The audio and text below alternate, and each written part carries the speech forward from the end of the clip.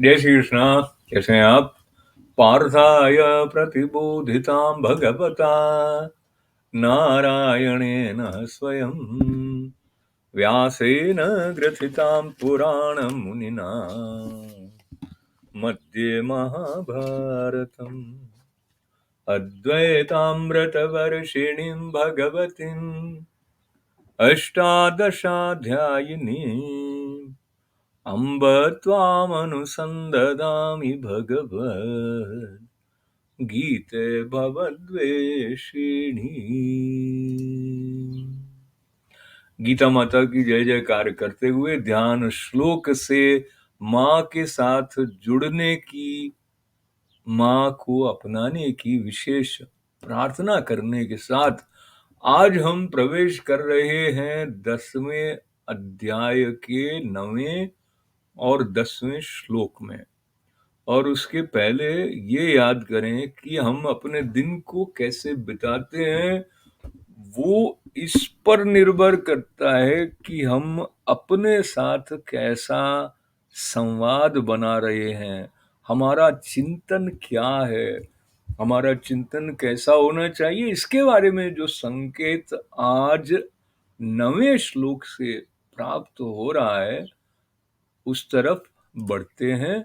मच्चित्ता मदगत प्राणा बोधयन्तः परस्परं कथयन्तश्च मां नित्यं तुष्यन्ति च रमन्ति च।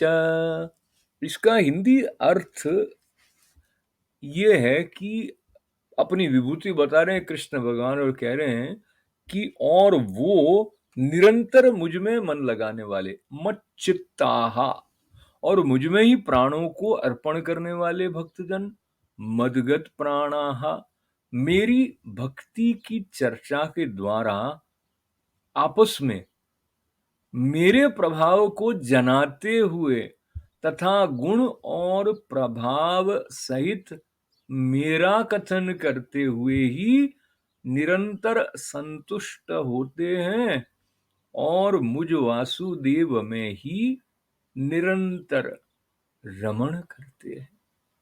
हम इस श्लोक में थोड़ा और रमण करें। एक एक शब्द साधना की सीढ़ियों को हमारे प्रति खोलने की करुणा कर रहा है। मच्चित्ता, चित्त की तरफ ध्यान दें कि वो जा कहाँ रहा है, और अगर वो कहीं कहीं भाग रहा है तो उसकी दौड़ पर कैसे प्रेम से अंकुश लगाएं, इसके बारे में भी बड़े प्रभावी संकेत श्रीमद् भगवद गीता में हमें पहले प्राप्त हो चुके हैं। संत बताते हैं कि सारा जीवन जिनका श्री कृष्णमय है, उनसे ओतप्रोत है, वो कैसे होगा? तो निरंतर उनका चिंतन करने से है। जैसे जैसे अनुराग बढ़ता है, स्पष्टता बढ़ती है, अनुग्रह का जो प्रवाह है उसके द्वारा सांस सांस में जो संपूर्ण समर्पण का भाव है वो सुवासित होने लग जाता है। और इसके लिए संतों ने ये भी बताया कि यदि हम काम वासना से ग्रस्त रहेंगे तो शाम वासना जो है वो जागृत नहीं होगी। जो भौतिक पदार्थों की प्राप्ति की लालसा के बंधन को हम अपने लिए अपना लेंगे तो जो मुक्ति का भाव है वो हमारे पास आकर कैसे ठहरेगा। इसलिए जो पंक्ति दूसरी वाली बता रही है, कथयन्तश्च माम नित्यम तुष्यन्ति च परं च रमन्ति च, तो क्या होता है, जिस बात में आपको बहुत रस आता है, जो आपको लगता है कि बहुत महत्वपूर्ण बात है, आप उसको औरों को भी बताना चाहते हैं।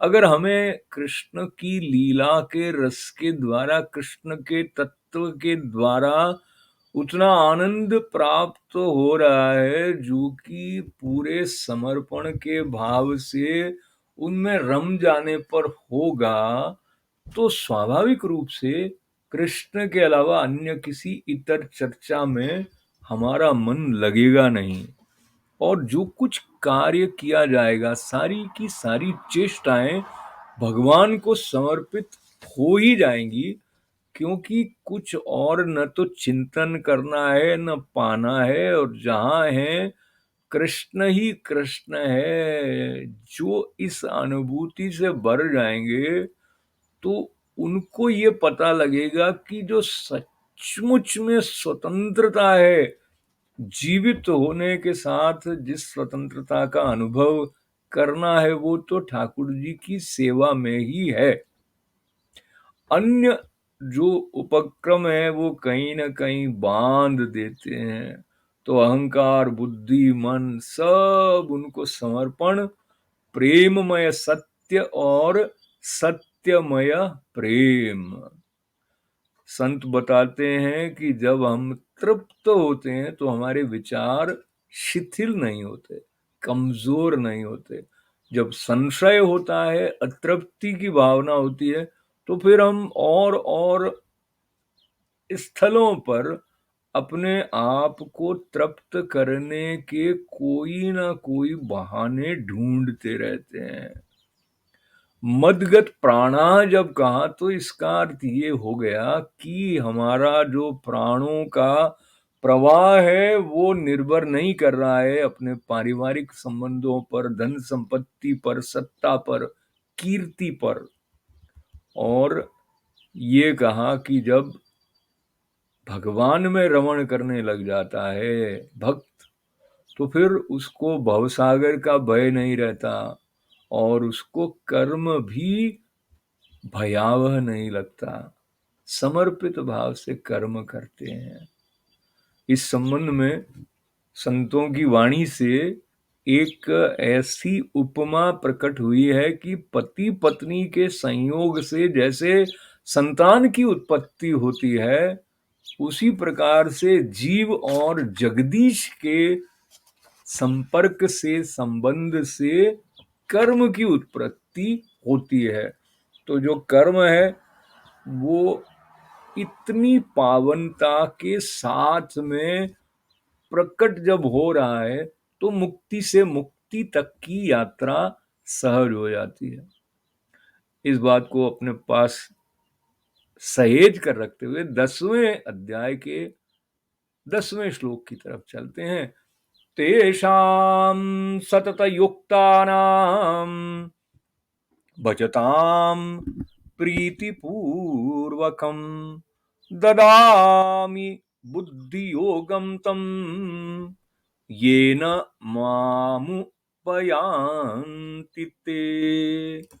तो इसका हिंदी अनुवाद है, जो प्रीति पूर्वक निरंतर भगवान का भजन करते हैं उनके बारे में कहा, उन निरंतर मेरे ध्यान आदि में लगे हुए और प्रेम पूर्वक भजने वाले भक्तों को मैं वो तत्व ज्ञान रूप योग देता हूं, जिससे वे मुझको ही प्राप्त होते हैं। तेषाम सतत युक्तानाम, तो निरंतर जो सतत का मतलब तो लगातार है, और भजताम प्रीति पूर्वकम, प्रीति पूर्वक भजते हैं मुझे, उनको भगवान बुद्धि योग प्रदान कर देते हैं। और बुद्धि योग का लाभ क्या है कि वो भगवान को ही प्राप्त होते हैं।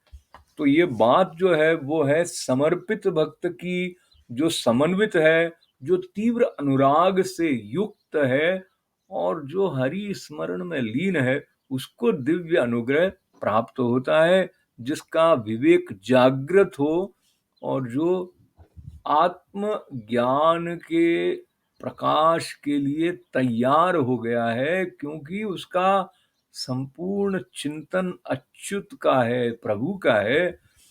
तो ये कहा कि यहाँ जो बुद्धि है, बुद्धि योग ददामी की जो बात है, तो वो आंतरिक आंख है, और जिससे कि एकत्व की अनुभूति होती है। और ये जो एकत्व की अनुभूति के साथ में परिपूर्णता का जो लबालब भाव अनुभूति में रसमयता से प्रकट हो जाता है, तो वो चित्त एकाग्र होकर श्री कृष्ण के स्वरूप के साथ में उसका तादात्म्य स्थापित हो जाता है। इस प्रकार की बात को अपने पास रखते हुए पुनः ये देखें कि बुद्धि योग जो है, ददामि बुद्धि योगम, और जो ज्ञान योग है वो एक रूप में समानार्थक यहाँ पर उनका प्रयोग हुआ है। और एकत्व है, सर्वात्म भाव है, समर्पण है, क्षुद्रता से परे विराट का आलिंगन करने की जो पात्रता है, उसमें जीवन का गौरव और कल्याण दोनों है। तो पूर्णता की तरफ हम बढ़े। ओम पूर्णमदः पूर्णमिदं पूर्णात् पूर्णमुदच्यते पूर्णस्य पूर्णमादाय पूर्णमेवावशिष्यते। ओम शांति शांति शांति। सबका मंगल, सबका कल्याण। बहुत बहुत आभार, धन्यवाद। जय श्री कृष्ण।